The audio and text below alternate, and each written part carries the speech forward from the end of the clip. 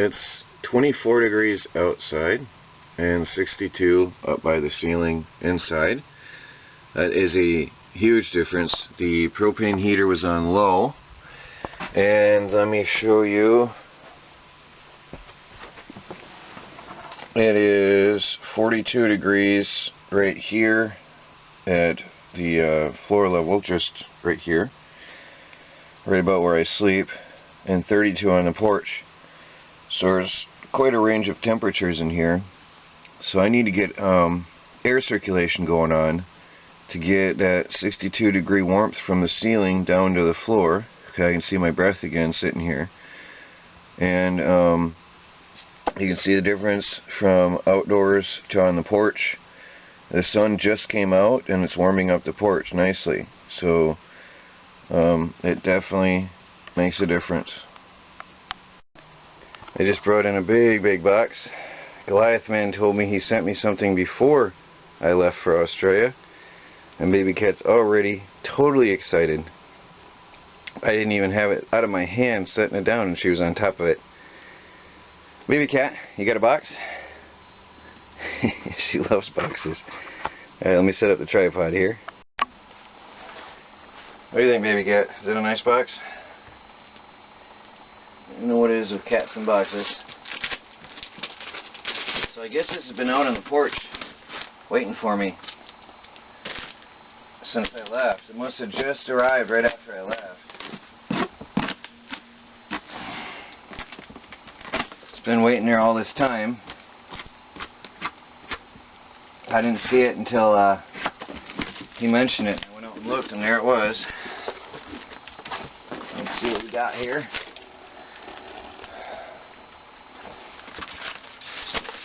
Oh good, now I got a bag to hold the paper in. Yeah. Good burning material.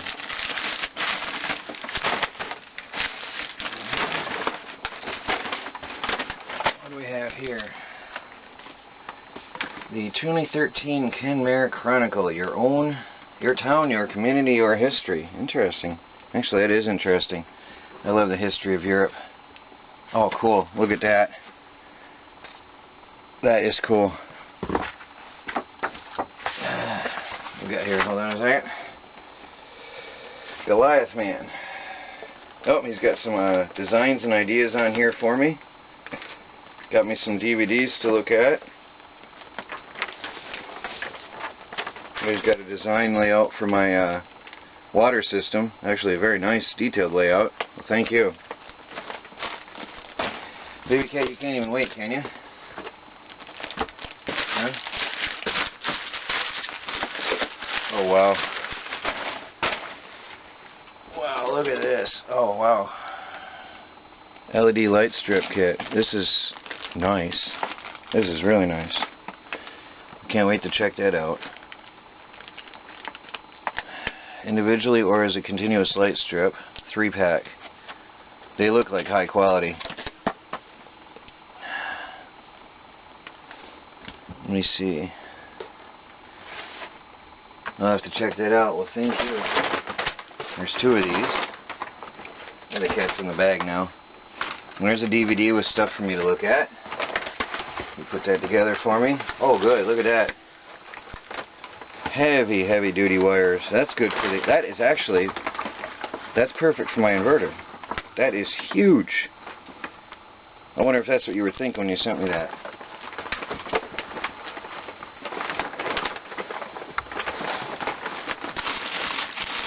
I see there's some Christmas stuff, but there's always next year.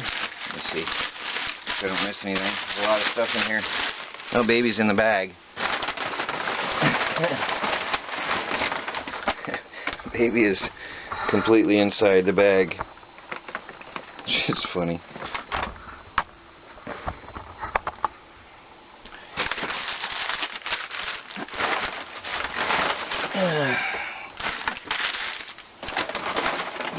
Okay, we have here Christmassy decorations. Obviously this was sent before Christmas. The message said he packed it quickly to try to get it to me before I left. I did make it, but I'm still very thankful. This is all good stuff. I'm curious what... Oh, is this... Actually, you sent me the pipes to do everything, didn't you? Wow, I hope that fits my tote, if that's what that's about. There's all the pipes and fittings for the tote, looks like, if I'm guessing correctly. And for my battery expansion, thank you. That's for my, when I expand my battery bank, that's going to be very good. Very nice. Now there is the water, the pipe fittings for that tote, I believe. He's already put it together. Look at that.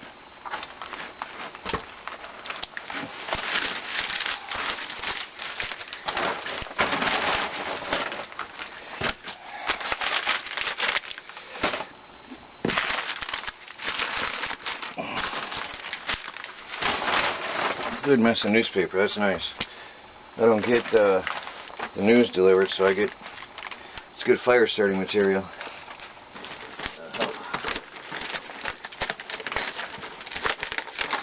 So what do we have here? Okay, there's a whole mess of fittings. Plumbing.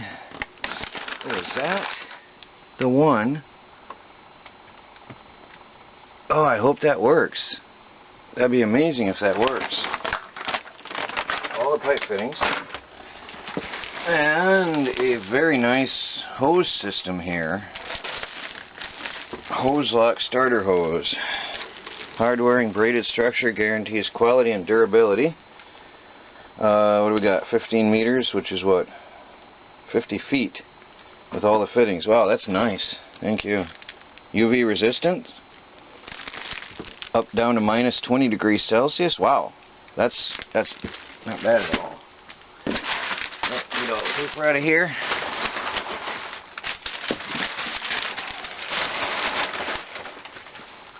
Wow, there's a box for the baby. She wants it. Well, thank you, Goliath Mann. That is really good stuff. Thank you. All the fittings. All the pipes, everything. Wow, thank you. And some decorations for next year. Well, thank you very much. I can't wait to check these LEDs out. I'll have to work on that tonight. Have a look at them. And the wires, definitely some heavy duty wires there. Thank you.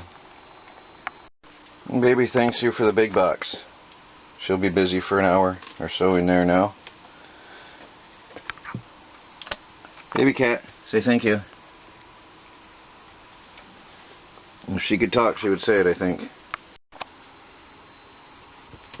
My propane's about to run out, but I got 74 at the ceiling here, 31 outside, and forgive the mess, I'm airing my bed out today. I've got 53 on the porch and 51 in my bedroom down by the floor here. That's impressive. With the sun shining in, what I said is 30 something outside, 31, and 53 on the porch. That is really good. That's the sun doing its job on my porch. So it's funny, it's actually warmer out on my porch than in the RV. I could probably open the windows and allow that warmth to come in to my RV. How funny is that? Okay, I couldn't resist looking at the LED set right away. It comes with a European voltage power plug, but it's 12 volts. And it said it was 2.8 watts total. So these are roughly about a watt a piece, which isn't bad at all. So that's 2.8 watts total power consumption. This is a 12 volt power supply, but what I'm probably going to do, see, it comes with 3 sets of wires, mounting hardware, very nice. What I'm probably going to do with this is clip this off here and mount it right into my battery bank down here.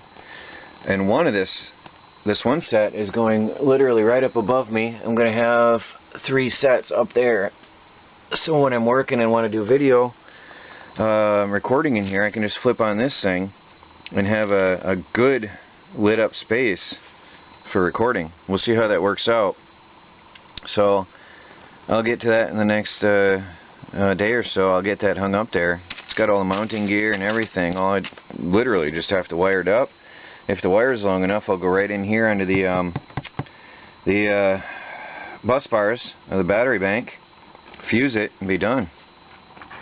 Well, thank you, Goliath Mann. That looks nice. Well, got the wood stove going, and it's 73, almost 74 at the ceiling, 24 outside. And you probably can't see this. Bring this over to the light. Can we see this now? The bedroom is 52, 53, and the porch is 36. So that's not bad now. With the wood stove going, it's much more comfortable now, and I've only had it going for about an hour and a half, and it takes a while to heat this place up, so it's feeling pretty good now.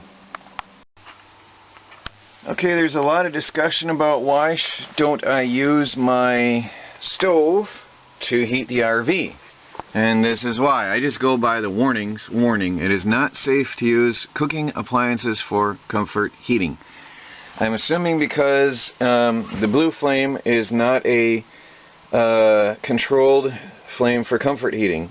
It gives off exhaust gases. I know you can find it on the internet why. I just don't feel like wasting my time to do so. I'm going to trust what they say because they designed it and they're experts. Well, anyway, I do occasionally use the stovetop for helping take off the chill, but I'm going to trust what they say, and my dad has also said don't do that long term because he works in propane company. I can't remember the gases. If I get enough flack about this, maybe I will look it up and tell you about it.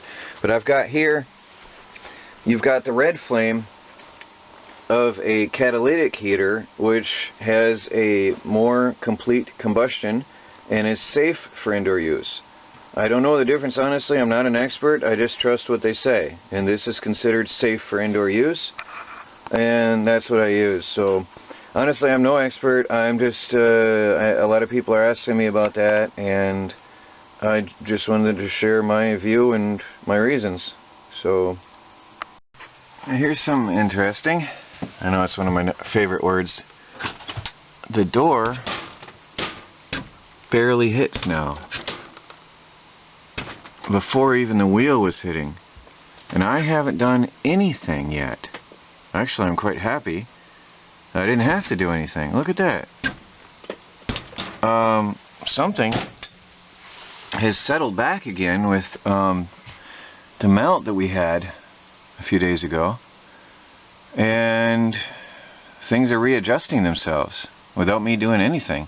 I still hadn't I was going to, if I had time in the weekend, I planned on jacking up the back of the RV, which I still want to do anyway for stabilization, but I want to put jacks under the back of the RV on the frame, one on each side, just to keep it from settling deeper into the ground. But it's weird. Everything's readjusting itself, so that's nice. Didn't have to do a thing. Got the barrel stove going. I literally tossed in some papers and some wood, and it caught on its own from the coals from yesterday, and that was a simple thing to get that going. Now here's the problem I have. The wood I have, you can see it boiling and bubbling. It's wet. It wasn't cured. That's that maple that that guy gave me. Look at the water boiling out of that. It was not. He told me it was cured, but it wasn't. Or seasoned, I should say. He said it was seasoned wood, but it was not. And this is the results. This could also be from sitting in the exposed weather for who knows how long while I was gone. But I don't think it would have absorbed that much water on its own. So it's harder to get the wood burning, but it's going. I just have to burn it hot. Each time I get the wood stove going, I have to burn it hot and burn out the creosote out of the pipe for safety.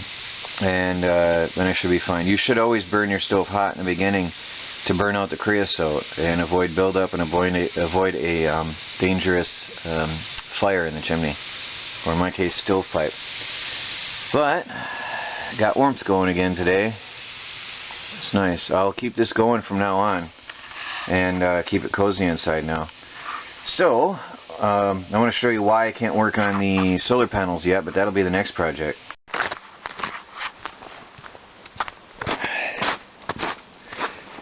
I packed up everything when I left and took it with me, all my valuables, but I did leave some panels out for a maintainer. Otherwise, I'd have probably come back to ruined batteries. Now you can see I'm not even sinking in the snow right now, just barely. It's starting to melt again a little bit. But here's the problem. This is ice down here and underneath all this stuff, and my wires go down under the ice. So I have to wait for this to melt off before I can dig out my wires. That's solid ice, and I can't get my wires out without, obviously I would damage them if I tried. So I've got to wait a few more days of melting before I can work out here, and then get my my other solar panels up and working. But for now, this is what I got. It's a maintainer, and it's doing its job. And it survived the winter and the winds that destroyed a lot of stuff. This frame actually survived quite well. And it's just an A-frame built up and facing into the sun. And I was really worried about this, to be honest. It was I didn't know if it would hold up to the extreme winds we get out here, but it did. But then again, it faces right into the direction that the wind comes from, usually. So, pallet wood A-frame solar panel rack, and it withstood the test of time this year, so that's good. Put my weather station out again Saturday, and it's happily turning in the breeze and showing me the weather patterns. Funny, the wind's coming from the opposite direction today from what I just said. Isn't that funny? Well, got a lot of work to do. Got to clean up all this mess. I want to have this all looking good this year. Everything is going to have a new space. Everything's going to be distributed in different areas. It's not going to be all crunched up and cluttered here all together. Twisted metal Hulk is going to come out of here. Sorry, I don't know if you heard me there. Wind blowing in the camera. Anyway, everything's going to be neat and clean and orderly, and everything's going to have its place. It's not all going to be bunched up together here in one spot. I got to tear apart that twisted mess of my rainwater collection system, and I'm going to move the RV over to behind the meadow over here. The RV will be back here, and there is going to be a shelter over the whole RV to protect it from the elements, and that will be my rainwater collection. And somewhere over here is a spring. I have to find it, and if it's not too far away, I want to find it and tap it and use it for my water supply. So that'll be nice if I can find the source of that spring. But anyway, yeah, see, here it's wet. I'm going to show you right here. It's wet all the time. That's why I'm thinking about putting the RV back here, because I do believe that the water source that feeds the swamp in the forest comes from around here. It's always wet here. And I think the head starts here. I know a lot of this is melt and runoff right now, but it's always wet. You can hear it cracking under me. It means there's water underneath this. So it's in here somewhere. I was told there's one here, so I gotta find it.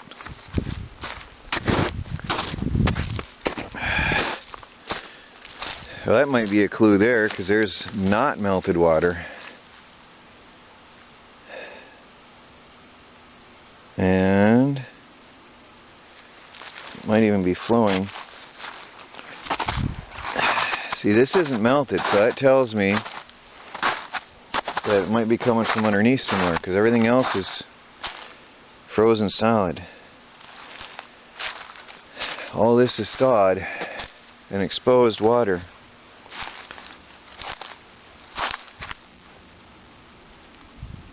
And I'm not sure, but I think it's flowing. Slowly. So I think I have a good water source here somewhere. Coming in from here somewhere.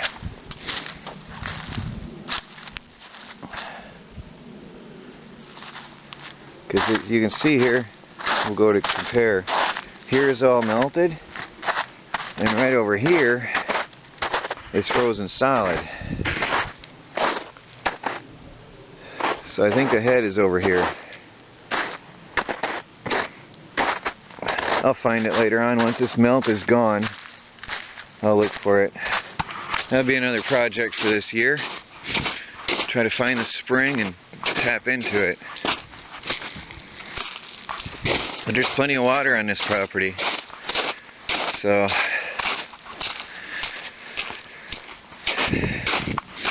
this will be the new home of the RV. You can see I'm on the back edge of the meadow. And then all that will be gardening. The whole meadow is going to be full of my food supply. I plan on planting a lot more this year and starting on my path to being self-sufficient.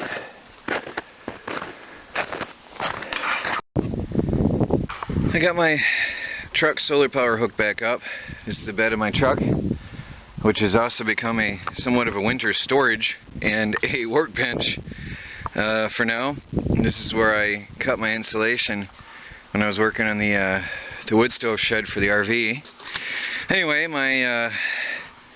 this is like a remote backup solar power system for me now, and I think actually I'm going to leave it in here unless I ever need to use the whole bed of the truck or the dump function. This stuff will stay in here, the solar panels and control box anyway, as a extra.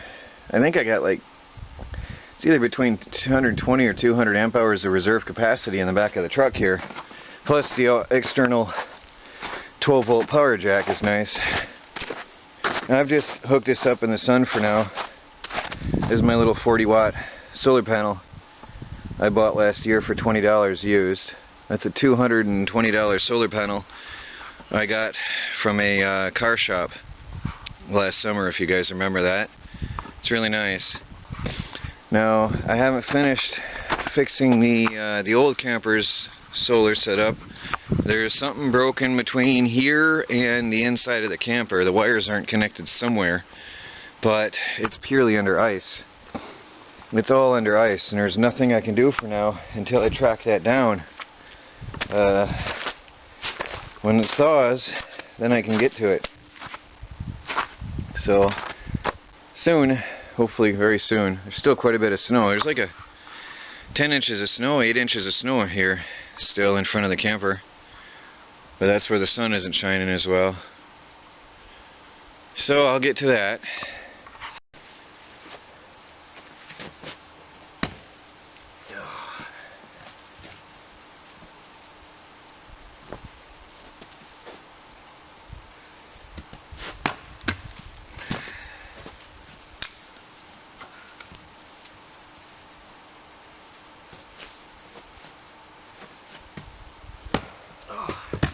Serious hardwood. It burns long though. I've had some going for, I think my wood stove has been set up for a good 4 hours with one load of this stuff now. Burning slow and easy. It's 80 degrees inside. But it's hard. Really hard wood. That's why I left these big ones for later.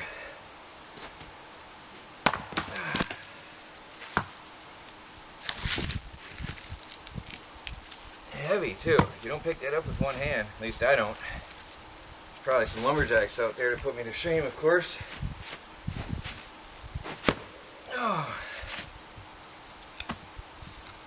These long ones do not split in one sweep for me.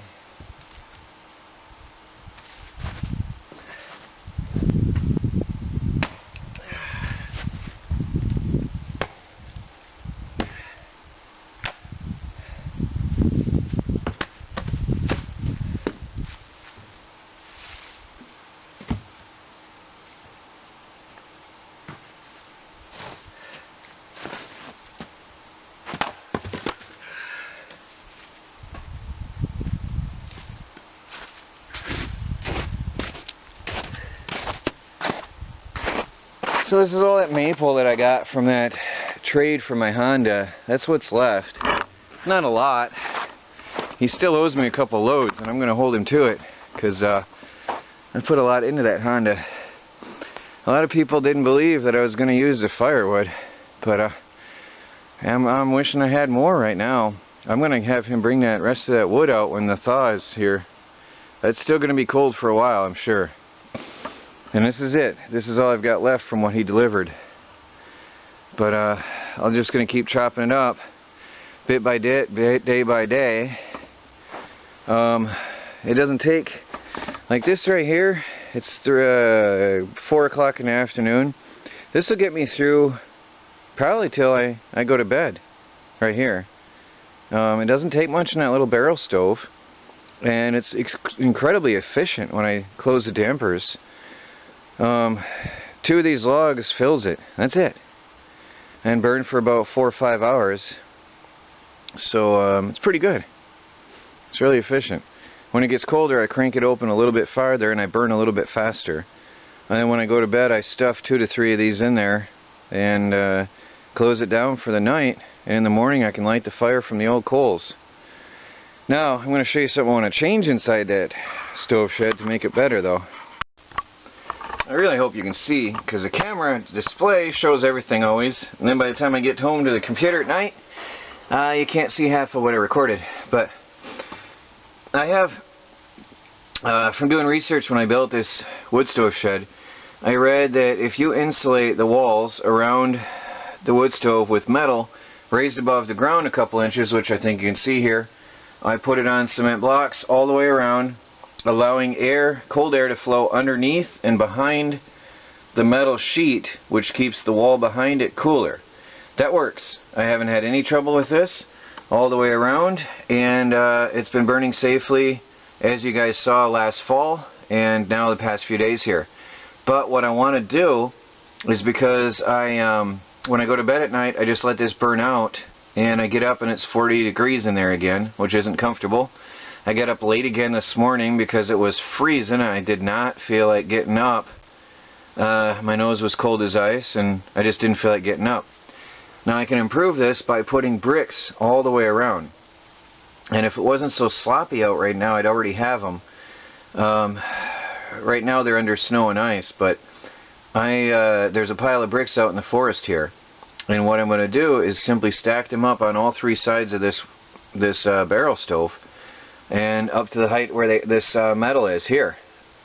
And that's going to provide a heat barrier, and it's going to be a heat mass around this barrel stove for it's going to absorb the heat when the barrel stove is burning and give it off all night long. So that's as soon as that stuff is gone and I can get to those bricks, that's a plan I have, and that's a very high thing on my priority right now on my list. So that'll be good. Then I'll have comfort all night long when I'm in bed.